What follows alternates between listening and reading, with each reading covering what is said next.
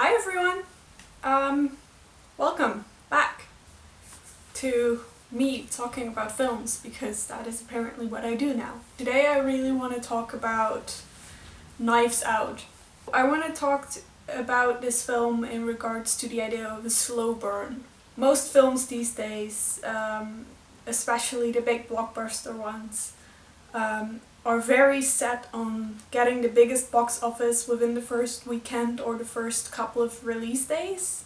Any animation film has exactly the same, like for Frozen and for The Lion King that came out last year. They are all films that really work through getting a big box office hit in the first weekend and then hoping to stay on top of that box office for a couple of weeks. This is partly done through very large media campaigns, very large PR campaigns that happen around these films. So a premiere that's very well publicized, and a lot of advertising that you see on the buses that drive by and on the banners that you see next to the videos that you watch or before a video that you watched. So like the trailers and teaser trailers.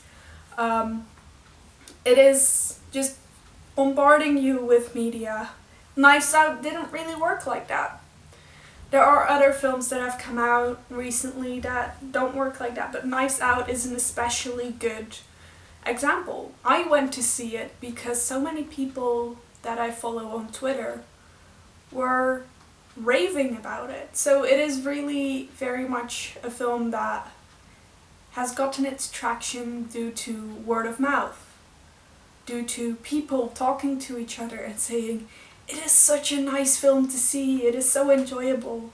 So Knives Out itself as a film is a detective film that leads you down long winding roads where you think you're going to reach a certain end but then you don't, and there are definitely some far-fetched ideas in there and some far-fetched plot points that in reality will be completely ridiculous. It is not about directly going to this is the end, this is the bad guy.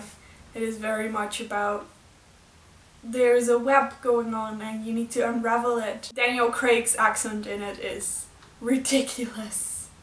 So completely ridiculous, but so fun. Yeah, I think that most of the people that worked on this film really enjoyed making it. And you can see it. You can see the joy that people have when they make a film like this. To connect this film, the long winding road of the film feels very appropriate to the long winding road that it has gone through in the cinema. So despite this movie having come out in the last week of November, it still has 4 showings a day at my local cinema. It is a film that, unlike many other films, it has had a long life and still has a life in cinema. The showing that I went to was not completely full, but there were quite a lot of people there. It's a film that people are still going to. And in an age where the first weekend box office is the most important, to have a film that is able to stretch out its box office over a few weeks and that is picking up steam due to word of mouth, through people just genuinely enjoying the film, is a miracle. Knives Out is a film that is reaching people in a way that I have not seen a film reach people in a very, very long time.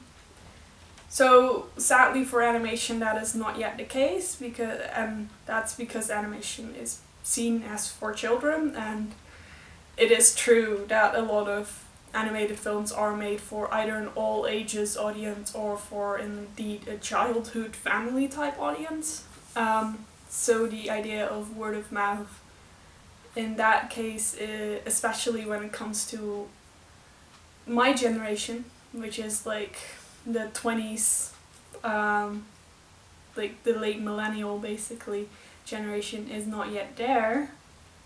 Unless of course you really love animation, like me.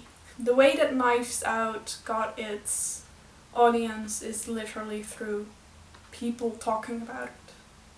And that is the best way you can reach an audience. No matter how big your film is. One of the biggest reasons why people are not seeing Cats is because people are talking about it.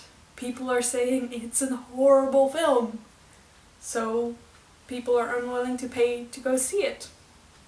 I will be talking about 1917 next week. I'm planning on talking about 1917 in regards to invisible visual effects, because every film that you watch these days has VFX artists that work their butts off to make a beautiful film, and it is not always visible and it should be highlighted.